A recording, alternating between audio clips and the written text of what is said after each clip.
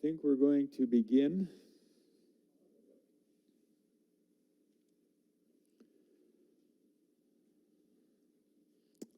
Let's bow our heads. Heavenly Father, excuse me, we're asking your presence to be with us today again, that you would guide and lead us not only throughout this particular meeting, but throughout all the meetings that we're having here this week. We pray that you would bless us in this preparation day for the Sabbath, and bless us now as we talk about issues that we can not only help ourselves, but look and see how we can help others. We pray in your name. Amen.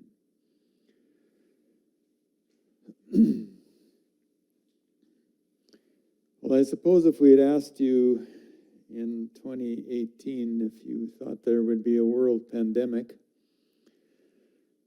nobody would have really thought about that too much. We were asked to develop a couple of things ready for people to do study tours, which we've done a lot around the world. And somebody just asked me, I think about 2 weeks ago, and said, could you meet with us to discuss how to deal with working with study tours? I said, sure. So I went back to these documents that I had from, excuse me, about 2018, and listed in that bunch of things that I had there was how to deal with a pandemic. If this happens when you're in another country somewhere and something happens, well, we have been the recipients of that. So this is going to cover two topics with some interactive stuff as well. That maybe that's why people haven't showed up here yet. They're worried they're going to have to get into ropes or something like that. Well, it's much more difficult today. This is entitled Eyes Open in the Mirror Through the Glass, because really this doesn't only involve you. It actually involves a lot of people. You will be getting a series of handouts today. Much of this lecture will be given to you in a handout because some of it is critical as you're trying to work with people. The tests that you did yesterday, we have extra copies of that. And the reason is they are both publicly available for people to use if you think somebody is in a depressive or in an anxiety situation, because they're screening tests.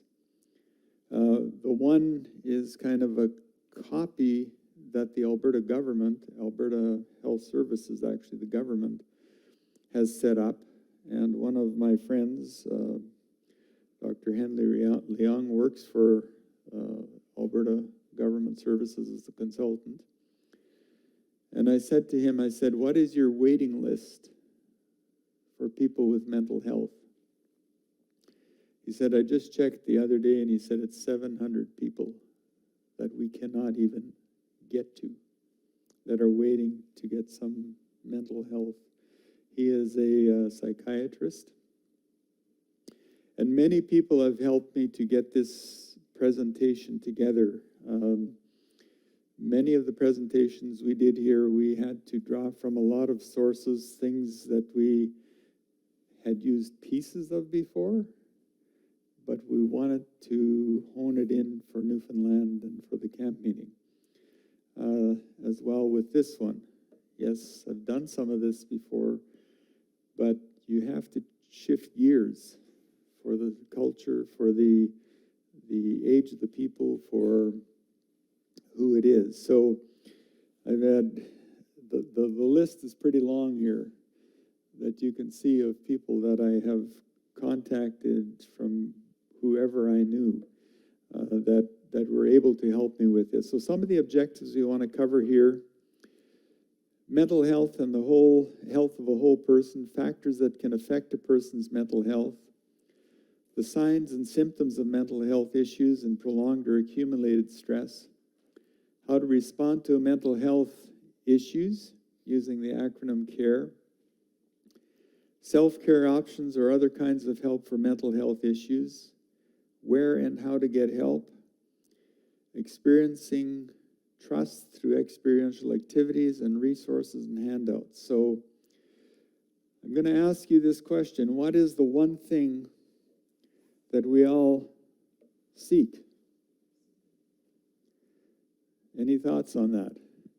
Well, what we should seek is a relationship with the Lord. Okay, good comment. And why do you do that? Okay, so peace, happiness. If one of the first things that when we got off of the plane in Paro, which is in Bhutan, we'd done a study tour at the Shir Memorial Adventist Hospital in Nepal, in Banapa. And we decided to go to Bhutan, which is a very closed country as far as spreading the gospel. And when we got off of the plane, the guide met us and he says, we want you to know that this is the country of happiness. This is where happiness is. It's a very, very interesting place to visit. And you're getting very close to the one thing that we all kind of try to come to in our life. And I would suggest that really Christ in the Gospels had it together when he said, "What will I send to you? A comforter. I will send you a comforter." We all want comfort. Now that can come in the form of peace, that can come in the form of happiness. But why do people want to share things with you sometimes? Maybe to bring you comfort, or maybe so that they can get comfort as well. So if we really look at this from the perspective, I'm going to share a story with you here. Now I'm going to refer to these two guys as Vince and Benjamin, because ironically, these two doctors were both physicians, both with the last name of Gilmer, but not related in any way at all. So think of Benjamin and Vince. Driving from his home in Asheville, North Carolina to his new job at the tiny Cane Creek Clinic, Benjamin Gilmore, MD, was eager to start his new life and pay off his medical school debts. I can only imagine what that would have been like. The rural clinic had been forced to close after his predecessor, family physician Vince Gilmore, MD, no relation, had been convicted of first-degree murder 4 years earlier. He was serving a life sentence in a Virginia prison without the possibility of parole. He is still behind bars and could not comment on this story. Now, this is very, very recent that I got this, because I keep up with a fair number of the medical journals. So here's a story of an individual. And so as the months flew by, Benjamin, the new physician coming into this area, Benjamin's patients shared stories about the other Dr. Gilmer that surprised him. They described Vince as a caring, generous person who went out of his way to help them. He made house calls. And if a patient couldn't afford to pay him, he would accept a bushel of corn instead. This is not back from the early 1900s. This is in the 2000s. Okay, so understand this. There was no doubt about the gruesome murder. Vince Gilmer was convicted of strangling his frail 60-year-old father with a rope in his Toyota truck. He then cut off all his father's fingers and dumped his father's body by the side of the road. 4 years later, his patients were still shocked about what happened and couldn't reconcile the person they knew with the event that happened, says Benjamin. Yet Vince had committed and admitted the killing, and the prosecution had presented evidence at the trial that it was premeditated and that he'd tried to cover up the crime. So that story will end later today. The World Health Organization, the definition of health is a state of complete physical, mental, and social well-being, and not merely the absence of disease or infirmity. That's been there for years and years and years. So what is missing in that definition? The spiritual. The Adventist Church has put the spiritual into this, but look at what the Public Health Agency of Canada has done. The capacity, this is mental health, the capacity of each and all of us to feel, think, and act in ways that enhance our ability to enjoy life and deal with its challenges we face. It is a positive sense of emotional and spiritual well-being that respects the importance of culture, equity, social justice, interconnections, and personal dignity. So this really is recognized by a lot of other organizations, that the spiritual is a really important part of it, and that will be part of what I present today in very recent research out of Duke University. Okay, some of the events that can affect you are witnesses to traumatic events. Our son Jordy is a nurse anesthetist at this time at Dartmouth Hospital in New Hampshire. Before that, he was ER nurse at Loma Linda, which serves the biggest ER west of the Mississippi. Then he transferred into Portland and worked there as an ER person, and asked him in a question, so Jordy, what's the difference between working ER at Loma Linda University and in the Northwest? A very simple response. He said, they shoot better in California. In other words, the people die in California. When we get them, they're often dead. I said, how do you deal with the trauma of that every day? Well, he said, sometimes that can be pretty rough.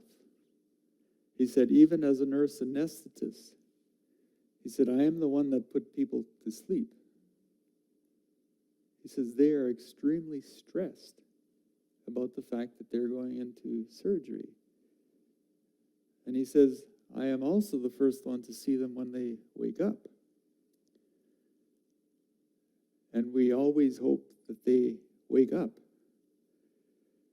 And so very carefully in their analysis as they do this, he said the treatment of them going into that and the treatment of them coming out of that is critical because they are highly stressed. But I said, how do you deal with the stress? How do you deal with the stress? Because everything you're doing has to do with a traumatic event, whether you're working ER or whether you're working with surgery. He said, we do a lot of debriefing. He said, we will work 12-hour shifts, go out for breakfast, and talk. And that comes into play with what we talk about.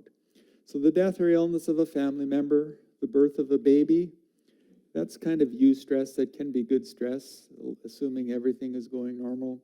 Recent job loss, divorces, addictions. I won't even get into the whole gaming thing and the pornography thing. I've had so many people tell me the issues that they have with gaming and pornography. It is unbelievable. It is unbelievable. This is a sad story, but I'm going to share it with you. A hotel manager in Florida said that their biggest sale of pornographic movies in the hotels was to pastors coming into the hotel when they'd have pastors' conventions there. Is there something wrong with that picture? There is something seriously wrong with that picture. Abuse, and it could be pandemics. This has been a huge stressor, and I'm not going to spend a lot of time on this, on the COVID part, but I have to spend some time on it because it has affected us mentally in a very, very negative way. And life in general. So here are a few statistics that are a little bit disconcerting, I suppose, in some ways, but at least it gives a overview of what is going on. The American Psychological Association reports on the pandemic stress. So these are recent studies. 67% reported sleeping more or less, one of the signs of mental health issues. That's a lot of change. 47% said they had delayed or canceled healthcare services. That can be for a variety of reasons. 53% reported being less active than they wanted to be. 75% reported undesired weight change. Most of that was up in weight. 25% reported drinking more alcohol, and 52% of parents with 5 to 7-year-olds reported drinking more alcohol. The alcohol consumption in Alberta went up significantly during COVID. Significantly. And it probably did in a lot of places. And it just makes mental health even worse. So is there a need to help others? We are in a crisis besides what is part of COVID. So the world and its members, it seems to be coming apart at the seams.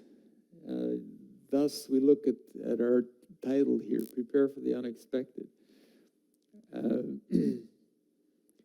That title, I think, is appropriate, and it also bothers me.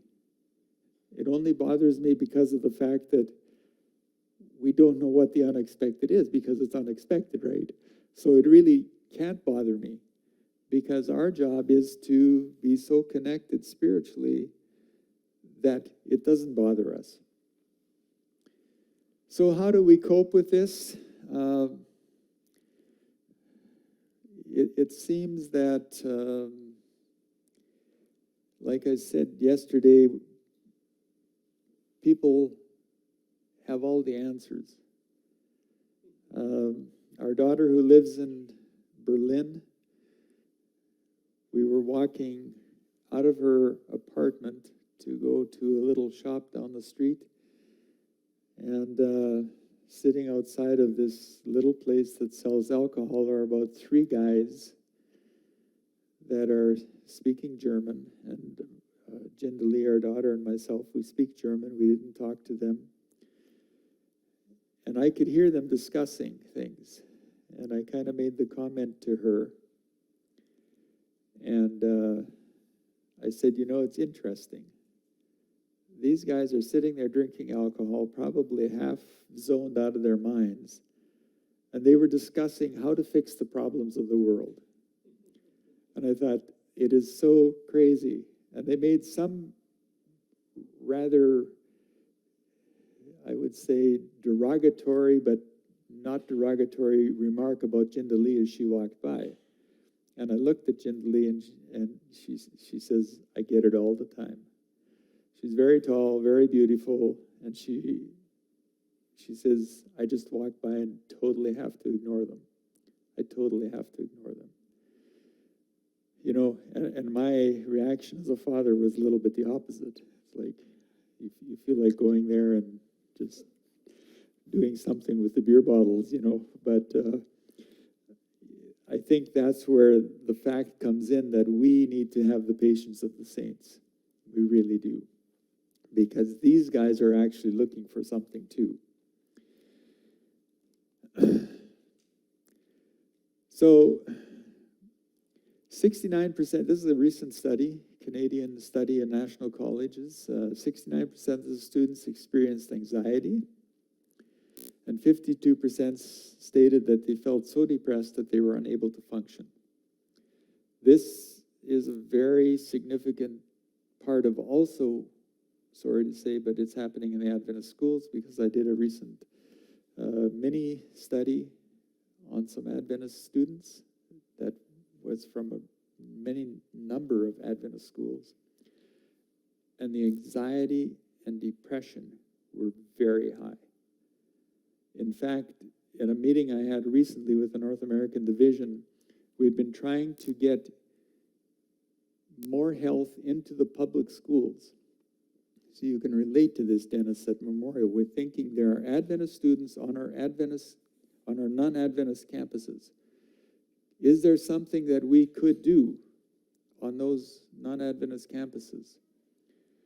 And when I gave this last report, we had 10 minutes to give the report on what could be possibly done on the non-Adventist campuses. That 10-minute report ended up to be a half an hour or more, because all of a sudden the light went on.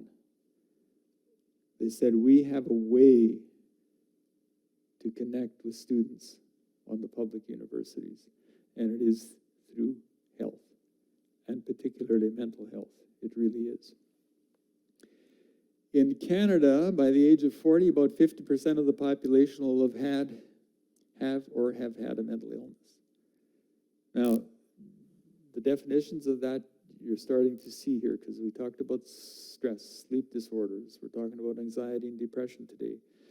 This can be from a variety of things that are some type of psychological disorder. And 4,012 Canadians died by suicide in 2019. That number is going up significantly. And some people have the attitude as well, literally, I hate to say this, but I'll say it. It's like, well, let them die. As Seventh-day Adventist Christians, we cannot think that way. As I was flying on the plane here, you have these little TV screens, and I looked ahead about 3 seats and saw what the people were watching on the screen, and it was deplorable. It was absolutely deplorable. And then I kind of prayed about it. And I said, you know what? God loves every one of those people just as much as he loves me. So my objective is to help wherever I can with these situations. So if we look at the pandemic, 28% reported having severe stress during the pandemic, and the top 5 stressors, 81% the future of the nation. Now, this is a U.S. study. That's not particularly different here. We just think about this a little bit differently. The coronavirus, 80%.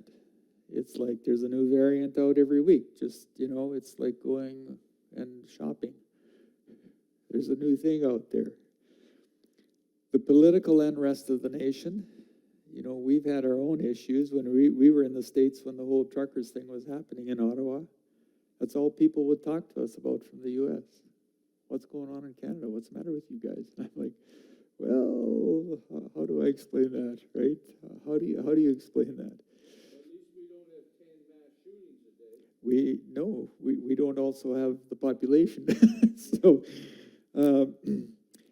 the 5 emotions reported were 47% anxious, 44% sad, 39% angry, 33% on edge, and 31% I want to escape. So think about how they're going to possibly escape. This could be a variety of things, right? So Donnelly, the one handout that we can give now is this one.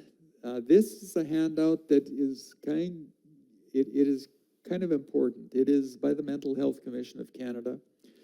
The reactions may be very normal or realistic for an event or situation. It becomes serious when it affects the person's ability to enjoy life and deal with the challenges is prolonged, intense, or debilitating. That's the one. So as we look at this, you'll see that in your hand. If you're in the green and the yellow zone, probably not too bad. So I'll put this into a very personal perspective so that you can understand that we are all vulnerable to this type of thing. I worked many, many hours at Burman University, sometimes 60 to 80-hour weeks. I'm not saying that that was particularly helpful. It was something I enjoyed doing, but it was very, very busy because I was often on field trips with students on weekends. I was gone. And when a student comes into your office and sits down and said, "You're looking tired today," I said, "I am." And the most beautiful response from them was this: "Is there anything I can do to help you?" I said, "Yes, there actually is.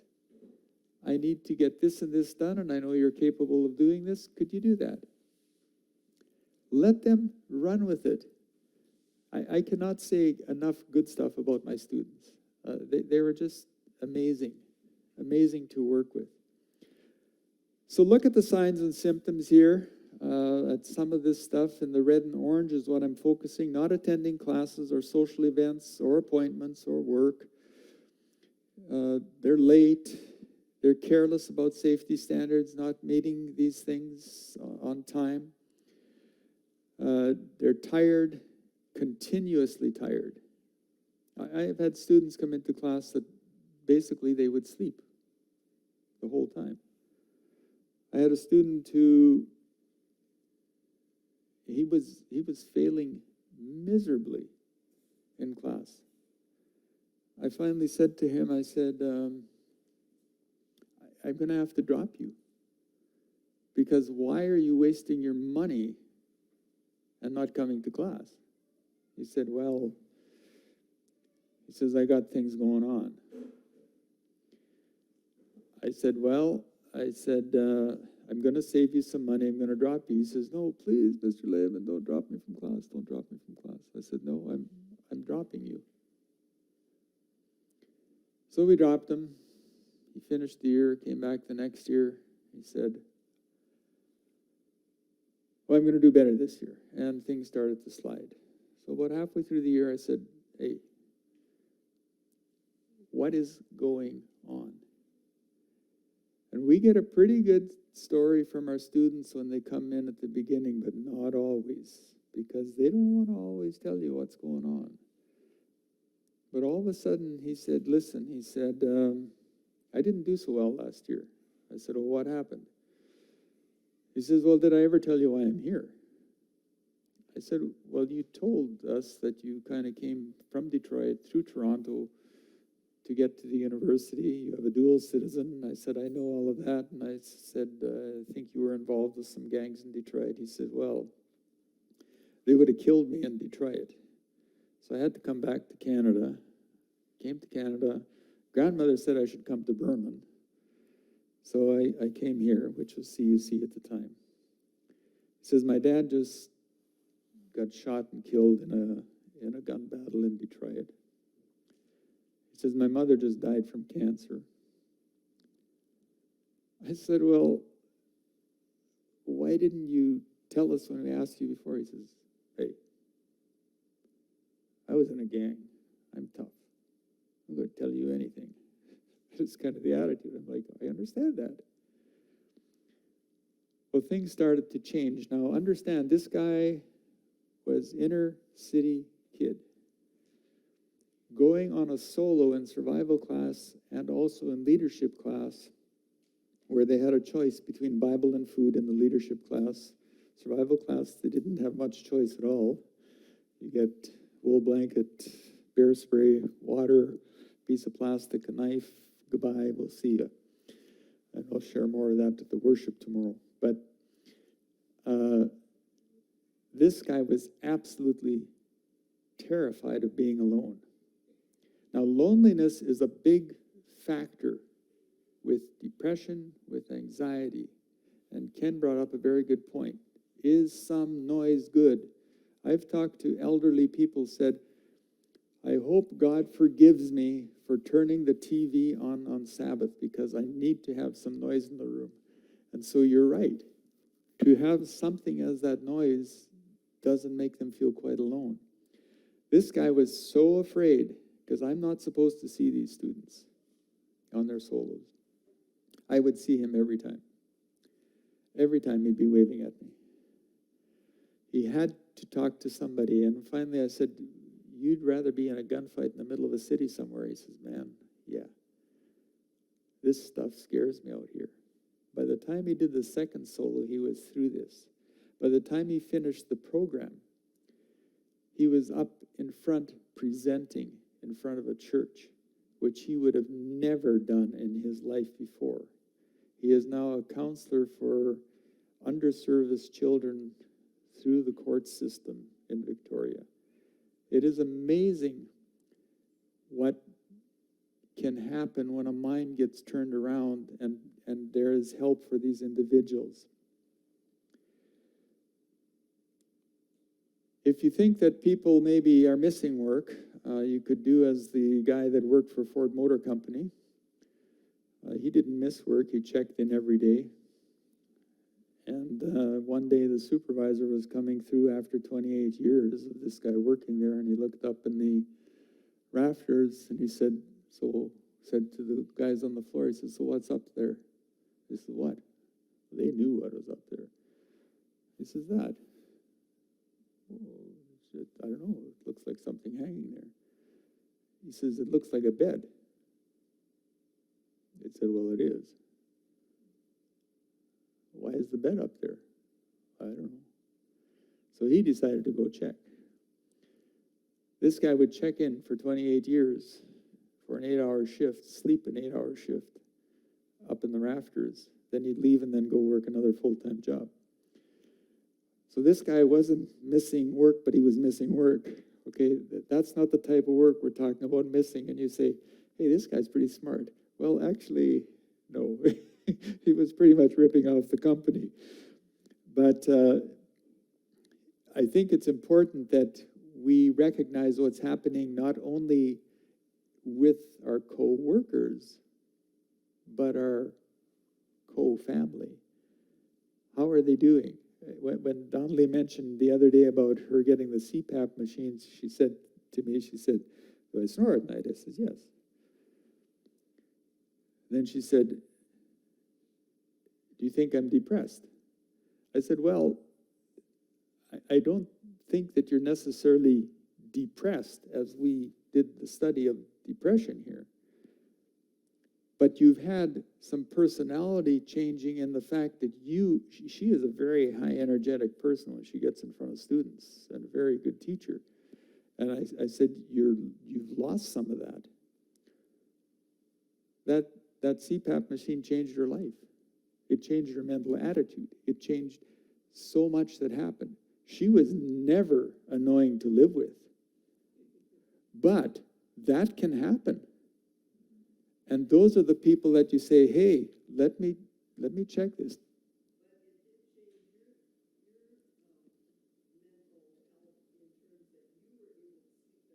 Yes.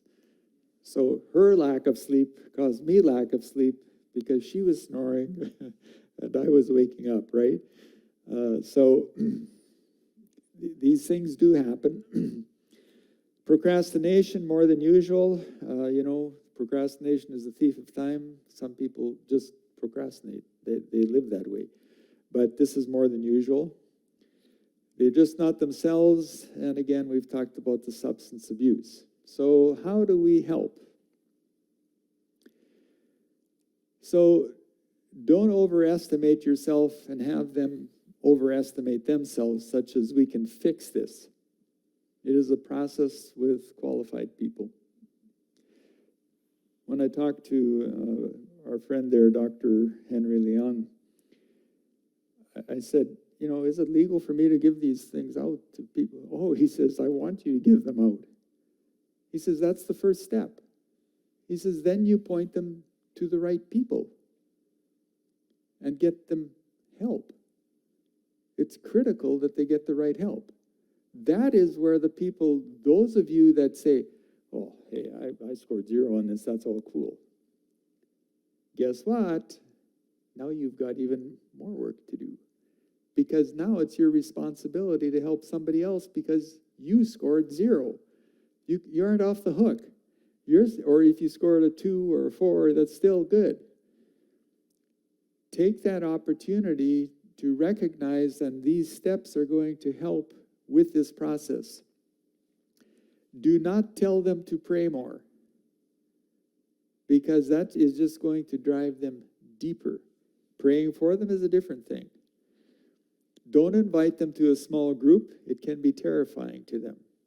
They don't want to talk to anyone. Again, Dr. Leong was the one that gave me a lot of this information. He is on our health committee at the church. Don't think you know how they are feeling. This is different than empathy. Don't give advice on how to solve it. Now we say, well, we can fix this. We know how to do this. Direct them to the right people. Okay, we're going to have an exercise here a little bit later, but don't talk too much. Does anybody ever have that trouble? It's like, you know, we're so capable of spewing it out, but are we good at listening and processing it? Don't ask why questions. It can lead to more guilt. Don't corner them. Leave that to the lawyers, okay? They can figure out how to do that. I had a student walk into the office one day, and from a protocol of professors, pastors, professional people, you typically, if you don't have windows in the door, you don't let them close the door, right? It's like, she came in, she closed the door, she's standing there, like, turned away from me. I'm mad. I said, well, that's pretty obvious. I said, what's going on? She says, I was going to kill myself this morning and walk into Lake Barnett and kill myself. So I walked around the desk, and I realized this was not the best time to open the door. There were too many nosy people in the rest of the building. And I said, do you want to sit down? She says, no. Well, we talked a long time that morning. I don't think she ever did sit down. If she doesn't sit down, I don't sit down. Okay? We are eye to eye talking here. And finally I said, okay, what are you willing to do? And then she just burst open and told me all kinds of stuff. I said, well, I'm going to hook you up with a counselor. That's just the best thing for me to do. I said, it's not that I am out of the picture, okay? I am here for you, totally here for you, but I am not a counselor. I am here to support you. I will help you in whatever way that I can. But please see a counselor that you like, not one that you don't like. And she did. And the last I heard, she was overseas, serving in another country, doing very well. Don't tell them it's going to go away on its own, okay? So let's look at some of the scores that you have here. So you can see that from the anxiety scores, 79%, there is no anxiety. The moderate anxiety, there were 0. The moderate to severe anxiety is 10.5%, or 2 of the people. I think there was 18 in this group. And then you have 10.5% in the severe anxiety. Anxiety is probably a little harder to deal with or cure than depression. But it's something that has to be dealt with. And we as Seventh Adventists, we as Christians often say, we have no problem telling somebody I've got diabetes, I've got heart disease, I've got all this stuff. But when we tell them we have a mental health problem, they're, whoa, I think that's sketchy. It all of a sudden puts this black sheet over everything. And it should not be that way. Ellen White is very clear how much the mind is affected by what we do and do not do. And so those that are up in that moderate to severe and severe anxiety, do something about it. Literally do something about it. I urge you, if this is connecting with the burnout, with the stress, in any way, shape, or form, do something about it. Okay, so this is just the individual who developed this particular questionnaire, and it is very well done. It is very brief. Then we go to the personal health questionnaire. That's the PHQ one.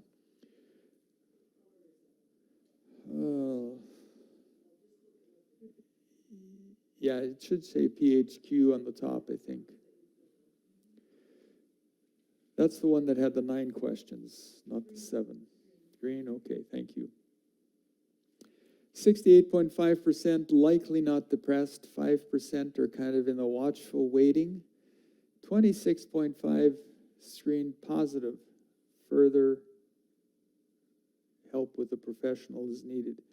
And I really think that it's important that you do something about it. Deal with it with your associates, deal with it with your family, deal with it whoever. You say, well, I don't have this. But maybe you know somebody in the family who does. So this is taken, again, this is the reference for that. And I think on the answer sheet page, I think I have the references on the website there. So burnout is not the same as depression. I want you to understand that. Treatment is different because burnout can be helped by a trip to Hawaii. That is not the case with depression. It just doesn't work that way. In fact, if people that are depressed go to Hawaii, they probably won't even see Hawaii. Whereas the burnout people will probably look at this in a much more positive way. So I'm going to go back here to the story of Vince and Benjamin.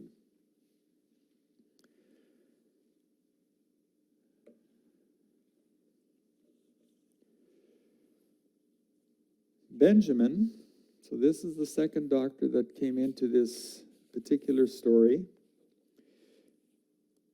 decided to investigate what had happened to Vince in the months leading up to the murder. He talked to his friends and found several clues about Vince's medical history. They recalled that he had suffered from a concussion in a car accident 6 months before the murder, which suggested he had a traumatic injury. Benjamin also discovered that Vince's father was diagnosed with schizophrenia and had been in a residential psychiatric facility in Virginia until he was released that fateful night to Vince's custody. Okay, so now you have a guy that was released and is now in Vince, the doctor who's in prison, into his custody. Vince had written to friends. This is the key point. This is where all of you, whether you scored high or low, good, bad, in this particular thing, are a part of this. Vince had written to friends that something is wrong with my brain and help me. He was crying for help. He mentioned SSRI discontinuation syndrome because he abruptly stopped taking his medication the week of the murder, which can cause electric shock sensations and mood swings, among other symptoms. So now Benjamin is trying to get into the prison to see Vince. which is not a particularly easy process, so I'm going to kind of condense this a little bit. When Vince shuffled into the waiting room at the Wallens Ridge State Prison in West Virginia, Benjamin Gilmore was shocked by his appearance. He looked like a caged animal. It was hard for him to string together ideas and express himself, and he was twitching and shaking dramatically. He looked 20 years older than his actual age of 50, and like someone who would imagine in the movie One Flew Over the Cuckoo's Nest. He felt that there was something clearly wrong with him. They agreed to a second meeting, and this time Dr. Benjamin Gilmore invited a psychiatrist, Steve Buey, MD, to observe Vince. As the visit ended and Vince turned to leave, Buey watched his shuffled gait. They suspected he may have Huntington's disease, which explained why he had the delusions and his mind was unraveling. They had no way of testing him in the prison. So now you have a mental health issue, and you have no way to deal with it. And Vince had pleaded for friends, something's going on. If even a friend had said, hey, simple questions, and we'll talk about how to deal with these questions. Are you taking your medication? What's going on in your life? Unexpectedly, an event happened that turned the whole case on its head. Vince was moved to a psychiatric hospital in Southern Virginia, because he had threatened to commit suicide. The chief psychiatrist, Colin Ankler, was willing to order a genetic test, and the result confirmed the diagnosis. Vince Gilmore had terminal degenerative brain disease. So Benjamin worried how Vince would take the news. To his surprise, Vince was grateful and relieved that he finally knew what was wrong with him. He finally figured something out here.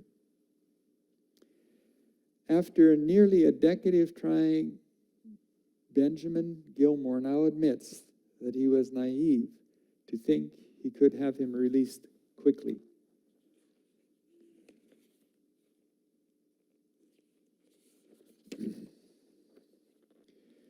The goal was to get Vince transferred to a secure hospital, a psychiatric facility dedicated to Huntington's patients, or nursing home with the dementia unit. However, after realizing that Vince may not survive potentially lengthy court battle, the legal team decided to ask the governor of Virginia to grant a clemency. So this story ends kind of happily and unhappily, because in the fact that they actually eventually were able to get him pardoned out of the prison, they could not find space in a psychiatric facility outside of the prison. And so at the writing of this, that Christine Lehman wrote this, he isn't ready to celebrate yet.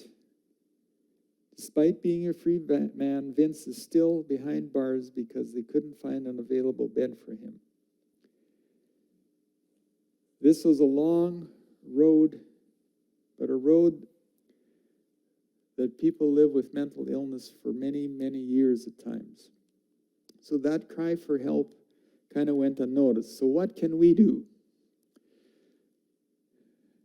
Be their friend. And many don't want to just talk anymore. Just be a friend. Be there. Pray with them and for them. Learn how to listen. Now this next part here is look for the non-obvious answers, not prying. High suspicion, but an open suspicion. So when the title of this was Eyes Wide Open, looking through the glass in the mirror, really becomes very critical. And you say, well, I don't have a particular sense for that. Everybody has the ability to listen. Everybody does. Be bold and go after it carefully, but with grace, kindness, and persistence. This can take time. Be patient. Carefully find out how you can easily keep in contact with them and refer them to a trusted counselor, and do not judge them. We are clear, there's two types of judgment in the Bible, okay? Everybody has to make a judgment. If I'm going to hire somebody on a job, I have to make a judgment. Is this the best person for the job? But I don't have to make a judgment on somebody's actions or something like that. Listen with empathy. Value their feelings. Use questionnaires that we have here. Use them. You say, well, that might intimidate them. Not likely. They're going to fill it out because they already have gained the trust. You saw what happened with the trust here yesterday.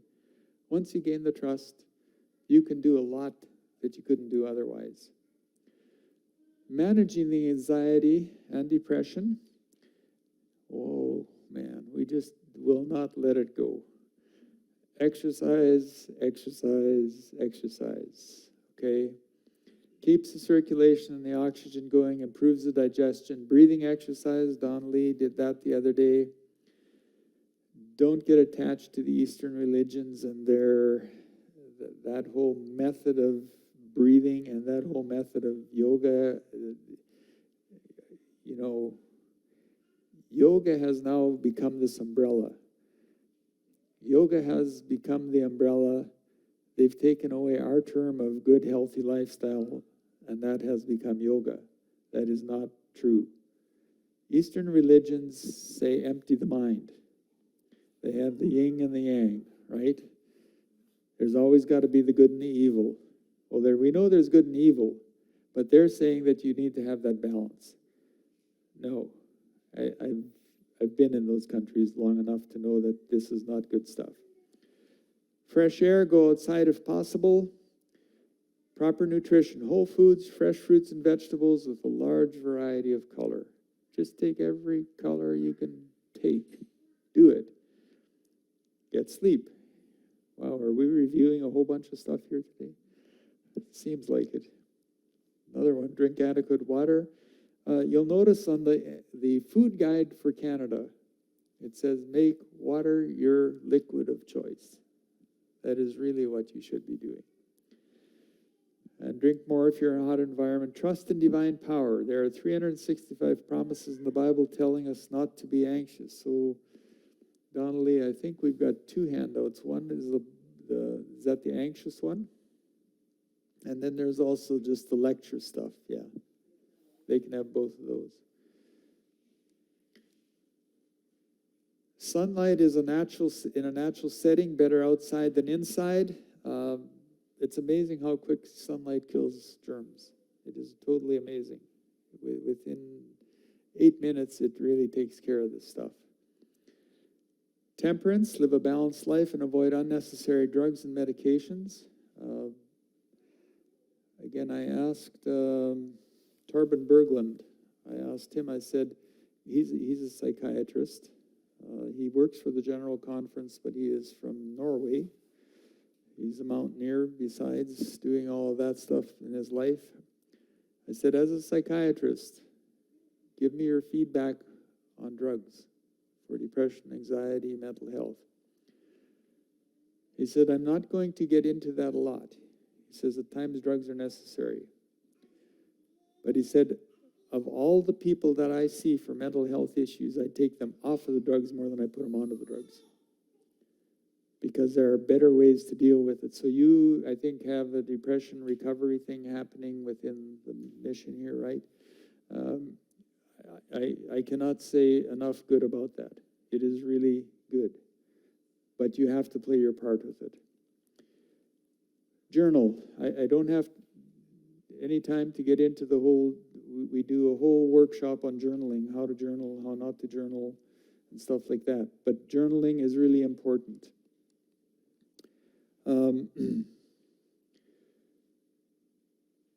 Have social interactions with positive people and give back. Others, maybe read the Bible. But in the Bible, there is so much giving back. Robert Greenleaf, he was kind of the originator of the term servant leadership. And servant leadership is really what it is all about. If we can serve as we lead, I think it's important. Loneliness is one of the greatest enemies of survival. I would often give my students time to reflect. There's 7 enemies of survival. I won't go over all of them today. That's another whole course. But loneliness is one enemy of survival. People die of loneliness. I know personally of cases of people dying from being alone. And it's important that they have some type of an out in a social gathering. I had a friend who decided to go on to one of these reality TV shows. He's an Adventist fellow, and he was way up at the top. He was ready to win, I think it was $50,000. He was within, I think, a week and a half of winning that. He said, I couldn't deal with it. I could not be alone. I could not be away from my family. And there is, of course, now there's these TV shows going on. Every one of those guys that drops out in the top is due to loneliness. It is so important. Knock on the door, make the phone call, network with somebody. Do you know somebody who can call so-and-so? Accept others because God loves them as well. Take time for yourself alone. Christ did no less. And in the morning, a great while before day, he rose and went out to a lonely place, and there he prayed. So Harold Koenig did a lot of this research. He is from Duke University. And I want to share with you a little bit of what he has done in the research: anxiety, stress, and the immune system.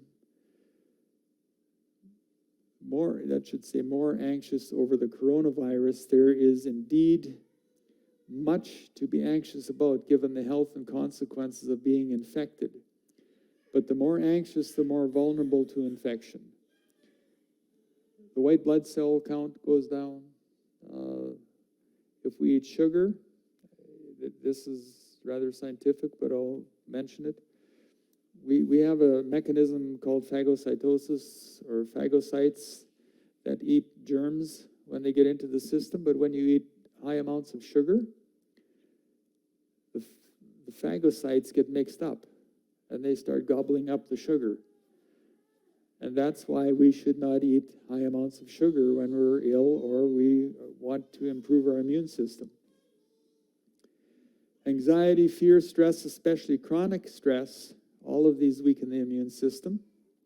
And the immune system is the primary way that the physical body protects itself from infection, particularly viral infections. So in his research, he found that religion and coping behavior, many persons turn to religion for comfort during times of stress, and many are stressed. Religious faith has the potential to help with whatever situation a person is facing, including risk of infection with the coronavirus, and if you become infected, dealing with the infection. This has been for thousands of years and through many pandemics. Your spiritual, religious connection is important. Reading religious scriptures can bring peace and may reduce fear and anxiety. The most common emotional disorder in the world, especially among those who are sick, is depression. And religious is related to less depression and faster recovery from depression. So you can see that is a 61% increase in 67% of the studies. Spirituality and mental health, I talked to Dr. Henry Leong about this. You can often ask people, because as he works for the government, it's hard to get into asking about spiritual stuff, right? But he often asks, what is your community of faith? because faith is an integral part of health. You still need counseling, medications, physical health, and a balanced lifestyle, but it is incomplete without the spiritual aspects. And as I mentioned, Dr. Berglund said that he takes more people off of the medications than he puts on. So a few Bible verses here, James 1. This one that says, post this in all intersections, dear friends. Lead with your ears, follow with your tongue. Whoa. Listen more than we talk, right? You're getting kind of the talking right now, but you'll be listening here shortly. Let anger strangle alone in the rear. And then I'll skip down to the next underline. Those who hear and don't act are like those who glance in the mirror, walk away, and 2 minutes later have no idea who they are or what they look like. The same verse is in the New International Version. So I'm going to play a short video here, and then we're going to do a bit of an activity. So, Brian, we hope this goes.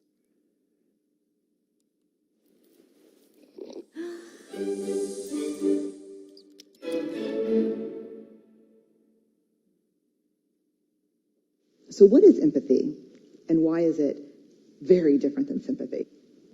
Empathy fuels connection. Sympathy drives disconnection. Empathy, it's very interesting. Teresa Wiseman is a nursing scholar who studied professions, very diverse professions where empathy is relevant, and came up with 4 qualities of empathy. Perspective taking, the ability to take the perspective of another person or recognize their perspective as their truth. Staying out of judgment, not easy when you enjoy it as much as most of us do. Recognizing emotion in other people and then communicating that. Empathy is feeling with people. And to me, I always think of empathy as this kind of sacred space when someone's kind of in a deep hole and they shout out from the bottom and they say, "Stop, it's dark, wow." And then we look and we say, "Hey, down, know what's down here, and you're not alone." Sympathy is, "Ooh, it's bad, huh? No, you want to switch?" Empathy is a choice, and it's a vulnerable choice. In order to connect with you, I have to connect with something in myself that knows that feeling. Rarely, if ever, does an empathic response begin with "please." I had and we all the time, because you know what? Just shared some of us that's incredibly painful, and we're trying to silver lining. I don't think a verb, but I'm using it as one. We're trying to put the silver lining around it. So I had a miscarriage.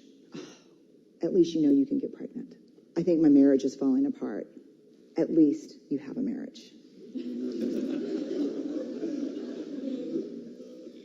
Getting kicked out of school, at least a student.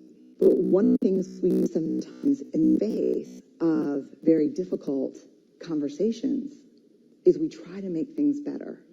If I share something with you that's very difficult, I'd rather you say, "I don't even know what to say right now. I'm just so glad you told me." Because the truth is, rarely can a response make something better. What makes something better is connection.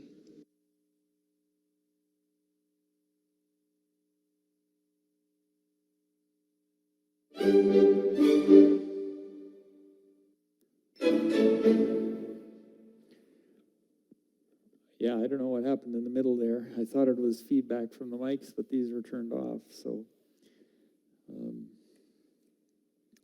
that clip is available on YouTube, I believe, as well. It was one that we did in our first aid class for the mental health part of it. So what I need now is I need 4 brave volunteers. And everybody just sits where they are, because I'm going to start volunteering you if you don't come. Don't be shy.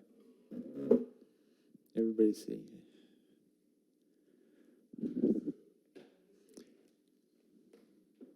your hand up, Carmen? No? No? Okay, thank you. Oh, I'm fine. Have a seat. Who else?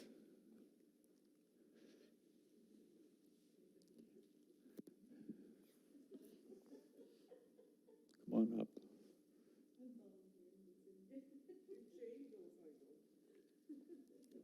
She said if you go, she goes. Oh, listen to the baby.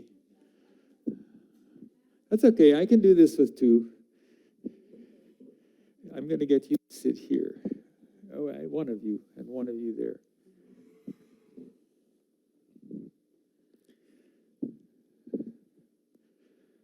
All right. So one of these individuals is going to be the counselor. That is going to be you. I have volunteered you. So that means that you are going to have to listen extremely carefully to her because you're going to be blindfolded. That means you've lost the eyesight, but you can hear and talk, but you can still ask questions. Her objective, without using anything other than her voice, she can't guide you, she can't take a chair, a shoe, whatever, is to get you to unset this mousetrap without you getting hurt. And you know how mousetraps work, right? She's looking at me like...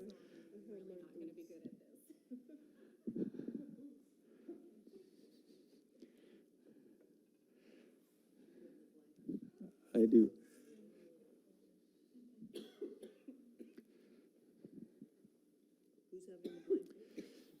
Sinia. So you can get caught in these things. So this will be a real experience. Carmen is the one that has to really do a good explanation of what the problem is in front of her, right? She's already stressed. You'll be fine. You'll be fine. So understand that while she's blindfolded, I'm going to show you something, okay? I'm not going to talk during this.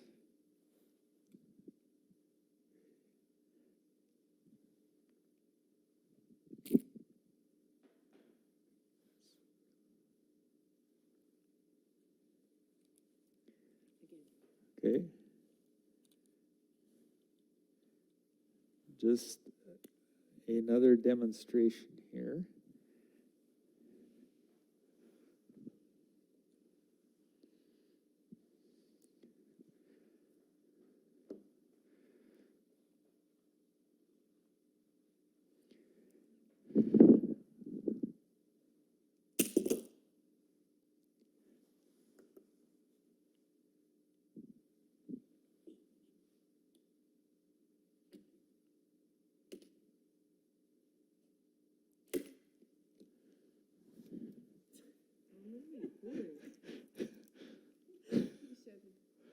So you can ask as many questions as you want. You can give as much detail as you want. She has no idea what the orientation of this thing is. Okay. I'm not telling her she's asking questions. She can ask as many questions as she wants. You can't guide her hand. You can't manipulate anything. You can't take your shoe off. But I'm the counselor. You are the counselor.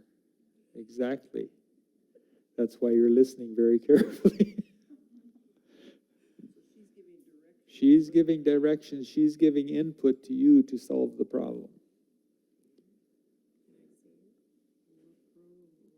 Your problem is to unset this mousetrap without hurting yourself. Do you know what a mousetrap is?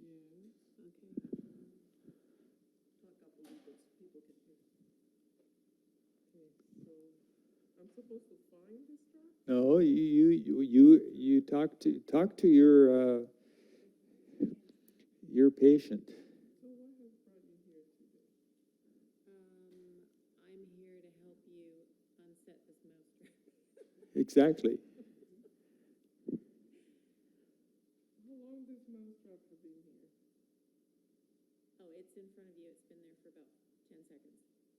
Okay, is it just one or multiple? There's just one. Good question. She's asking if it's a multiple or if there's just one.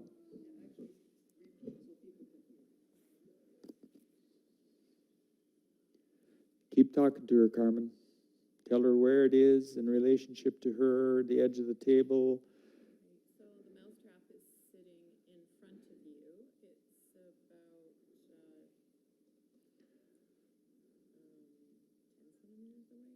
Not very good at it. It's also facing the length of the table. So it's rectangular and it's the same as the table. It's parallel to the table, this end, and it's sitting along. That's right. It's It's sitting parallel to the table, sitting along the table. Do you know what is on the mousetrap? Do you want me to describe it? As long as my finger's not on it, that's good. Okay, so on one side there is cheese, and on the other side is the mousetrap. So I need to know now, is the cheese on the right side or the left side? The cheese is on the left side. So cheese is on your left. Yes, you have that correct. That it is coming from the right to the left. Am I supposed to set it off? You are supposed to set it off without hurting yourself. So now you said it's about 10 inches from the edge? 10 centimeters. That is a very good question. Repeating, getting it over, getting it clear.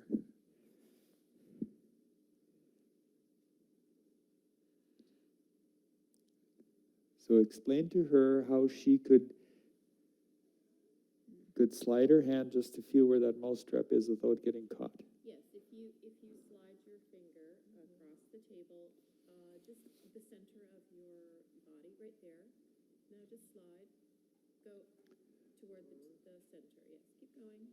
Keep going. Keep going. Keep going. Keep going. Keep going. Keep going. Keep going. Yeah, keep going. The trap is sitting on top of something. You know, it's like, it does have a wood thing, and then... Yes, you're going to hit the wood.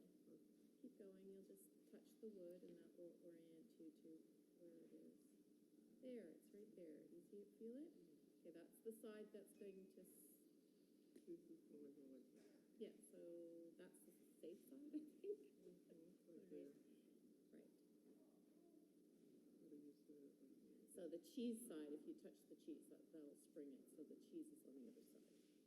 Now, I'm going to just interrupt here because there's often a variety of ways to unset this. There's also a variety of ways to approach these people. So you don't have to do it the way I said, because maybe she would like to pick this up from the safe end and drop it. Or she might want to do it the way I said.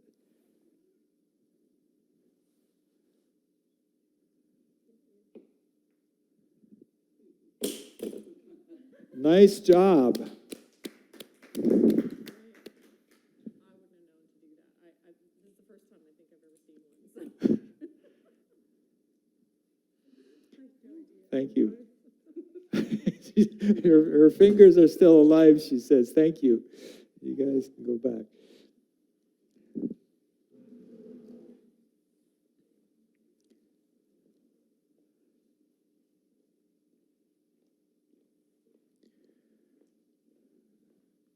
Now, clearly, these examples and object lessons can fall apart because she had a very good point. She says, I thought, who's the counselor here? But the point here is you have to listen. Because if you don't, you have no idea what's going on. Now, my part was, okay, I'm going to coach her a little bit on how maybe to deal with this. Because counselors are well trained with many hours of things. people come in with a variety of all kinds of stuff to unload, and you got to kind of empty the cup before you can fill the cup. That's really what it amounts to. And so as you understand this, the little video was, we're going to have some empathy. The rest of you were like, hey, I'm not getting involved with this. I saw the mousetrap before. Why would I want to go up there? So thank you to the two of you that said, hey, I will run the risk of doing this. And you did it. And occasionally, people do get caught because they get impatient. It's like, hey, I want to get this blindfold. I want to be done with this. Be done.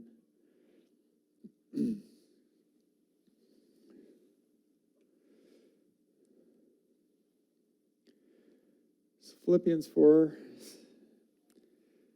6, 7, be anxious for nothing, but in everything by prayer and supplication with thanksgiving, let your requests be made known to God, and the peace of God, which surpasses all understanding, will guard your hearts and minds. Notice it says hearts and minds. It will guide and guard your hearts and minds. And many times we have to have the patience of the saints for a lot of things. You guys had a lot of patience. So cast all your anxiety on him because he cares for you. Swiss theologian Karl Barth had a great saying. I love this. Courage is fear that has said its prayers. And I think that's great because really sometimes as you go forward, it is that courage that God gives us that promise. Now, I want you to consider this story. Now, this is from Jeremiah. Ebed-Melech, the Ethiopian, one of the eunuchs who was in the king's house, heard that they had put Jeremiah in the dungeon. When the king was sitting at the gate of Benjamin, Ebed-Melech went out of the king's house and spoke to the king, saying, my lord, the king, these men have done evil in all they have done to Jeremiah the prophet, whom they have cast into the dungeon, and he is likely to die from hunger in the place where he is, for there is no bread in the city. This is clearly the story of Benjamin Gilmore helping Vince. This is the only time that Ebed-Melech is mentioned in the Bible. It is in this one part of Jeremiah and a little bit later again. What did he do? He went to the king and said, he needs help. And I'm going to give him the help. And he very carefully lowered the ropes into the dungeon. And what does it say in the Bible? He took old rags, old stuff that he could put under the arms, under the rope, so that it didn't hurt Jeremiah as he came out of the muck and mire. He did all that he could. So my urging to you and to each of us and to myself is, what can we do to help other people? Because Benjamin said, I can help Vince. I can help him. Nobody else was going to help him. But it's that one person that he helped.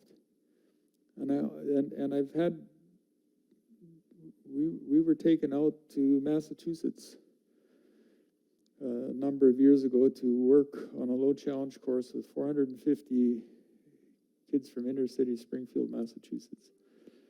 There were 5 of us. And the students literally, and I wasn't very far behind them, were totally overwhelmed. Like, what are we going to do to make a difference here? And one of my students he says, I just am totally lost. I said, make a difference for one kid. Make a difference for one. And he came to me gloating the second day. He says, I found that kid. I said, and that kid's going to help another kid. That kid's going to help another kid. Be this person. Be this Ebed-Melech, that you can be a difference for somebody. So I want to thank everybody actually from the camp. I want to thank everybody who's made this possible for us to be here, for thinking that this was something important. And, you know, comfort each other. God gave us a comforter. And sometimes that comforter is through us.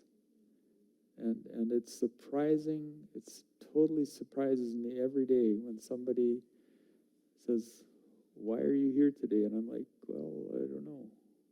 Maybe it's you, who knows? Or maybe you were here for me today." So we want to leave you with this, that if you have any questions, and it looks like we're getting the digitized version of everything here now. I have a question. Yes, please. Sometimes when you reach out to be that supportive person, they latch onto you, and it takes a significant amount of emotional energy to support that person, but they latch onto you, and they are phoning all the time. They want you to visit them. They want you to be there for them. How do you handle it professionally? You can be overwhelmed. You can 2 or 3 people like this, and they just absorb your time, and you have a bigger picture that is part of your work. How do you handle, what do you do when people just latch on to you because you've been helping them so much?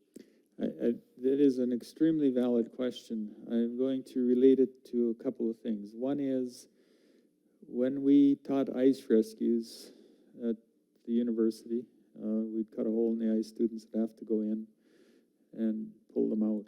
We did it the most direct, most difficult way was personally go or get themselves out.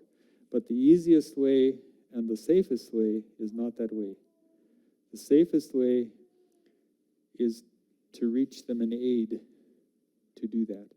In other words, if we can give them a ladder, an extension cord, a climbing rope, whatever it is that we can do, and keep that distance. If in a life-saving situation we were taught, be careful what happens when you go in, because they will climb on top of you and push you down and drown you. So one of my colleague friends of mine, a psychologist at the university, Peter,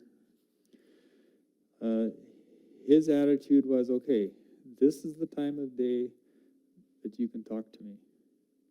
I'm not going to take your calls at another time. If you are in a deadly emergency situation, you're going to call 911. Or you're going to text me that I need to call 911. Because they will, and they have with me too. The other thing that happens is they want to beat on you. You know, they want to hurt you or whatever, because you're maybe not doing it. So you have to kind of set that limit and say, this time I will talk to you. Let's set the, in fact, you brought this up at a very good time, because I got a text here the other day and said, I really need to talk to you. Can you help me? I said, I will text you when I can, because we've been busy here. And that's good. That's what we came for. But I said, I will text you when I can talk to you. And he is in a pretty serious crisis. But I've already given him several other contacts that he should be talking to help him, professional people. It's not that I am not there to help you, but my life has to carry on as well. And I'm not, you know, Pastor Ken, I love that question. I hate that question all at the same time, because it's a difficult question. It's not that I want to pass this on to somebody that, hey, I don't want to deal with you anymore. No, it's because I have to deal with the full picture of everybody maybe in the congregation, within the organization, or whatever it is. And so let me get you hooked up with professional help, or somebody else that you can deal with, because you don't want to just, well, they're going to go on and on with that person, on and on with that person, on and on with that person. And so set the limits and say, okay, we have 15 minutes of time here. I can talk to you at that time. I've set that aside. It's in my calendar. I will deal with that. And The earlier on you do that, the better. do have a sense which people are going to be like that, so do your boundaries early on. Yeah, I totally agree with that. The earlier you can set that limit, the better off I think you'll be. Yep. Other questions? Yes, Hazel. I like the fact that you did a demonstration where the counselor less talking, because in my own life, I'm not a counselor, I wasn't trained or anything. Right. Counselor. A lot of my family members tend to call me asking for advice and also saying that they're going through a difficult time, like what to do and so on. And I get into a little panic mode because I'm like, what do I say? What do I say? And then I realize that when I just listen, sometimes that's all they need to do is listen. Right? And so that was a really good demonstration to help me to understand that I can't save the world, I can't save everyone. I simply just have to listen. And sometimes the only acknowledgement that you have to say is, oh, or yes, I'm still here. I'm hearing you. That really is important sometimes. And as Jose Rojas, I loved what he used to say, and this is a great saying to kind of have this last meeting. Okay, what are you going to do about it? So, in other words, now that we've talked about all the health stuff, what are you going to do about it? What are you going to do about it? And even say to them sometimes, okay, what can we do about it? What can we do to make a difference? Yeah, so what can you do, or is there somebody that I can direct you to? And there are a ton of resources within the province, within Canada. There's hotlines and all of these things that you can actually call, that they will redirect you very quickly. And I think that comes back to you, Pastor Ken, mentioning that, say, listen, this seems to be the problem. Could you call this number? Have that number available. This is 1888, and those are the numbers usually that they can call. And I didn't have them here because they're different for each province and each state, each country, and each university has their helplines as well. Other questions? Yes. Yeah, I've always felt, like when you help people, like in the Jeremiah thing, but I always feel, that the Lord is expecting us to do more and more and more all the time, like when you turn on the TV and say all the hunger and the poverty, I've been in some of the worst third world countries in the world, and you have to respond in some way, and yet you always say, well, I'm not doing enough, and the Lord expects more of me. It's like you're always living a guilt trip, because I don't know how quite to. No, yeah, you're starting to feel guilty because you're maybe not doing enough. We have literally had to set our own boundaries because whenever we go overseas, it's like people give you these emails, whatever. The people that we often help the most are with the organizations such as ADRA. Okay, we're going to help you through the organization. And then the other ones we help are the ones that have never asked for it. We know they need it, but they humbly sit there and they're starving to death. And that's the ones that we say, okay, I've got a connection. I can get you something. And so some of them are bold enough, so you have to, yes, the Bible says the poor will always be with us, right? But we need to, sometimes that help can be minimal to just get them through it. And we cannot make everybody's burden our burden, but there are people that can help. Donnelly, I think you were going to add to that maybe. I could add a little bit. I could just say that, again, it's the boundary setting kind of thing. You have to realize what is it you are able to do and lead with that. Because, like you said, each one of us can't save the world, but as a collective group. So my 5 cents and your 10 cents and your together, you know other people are helping too. So God isn't expecting you to do more and more and more unless you're receiving more and more and more. That He's granting you the ability to do more. But if He hasn't done that to you, you have the responsibility to take care of yourself and your family also. I'll get to you right away, Carmen. We were helping build a house for an individual in Swaziland, Eswatini. He never asked us for a cent. And they're not totally acquainted how much it maybe costs to do this. And Jessica was on the trip with us, and finally I wrote back and I said, okay, this is what I can do. I'm going to reach out to the students who are on the trip. And several of the students said, hey, yes, I'm going to help you with some of this. So the last email I wrote, I have Dr. Muna there that's taking care of the finances for this, Michael. And he said, okay, I'll do as I did before with your money. I'm going to distribute it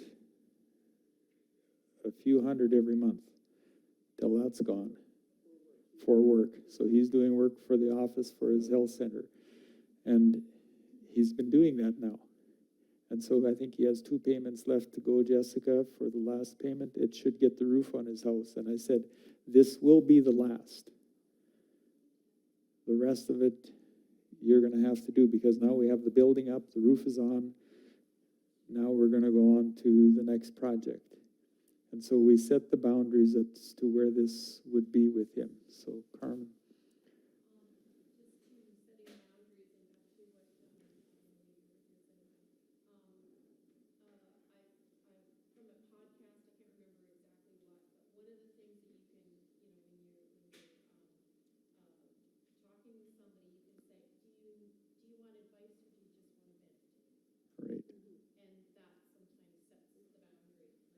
That's good. So what she's saying is set the boundaries. Do you want to, do you want to vent, or where are we going with this, right?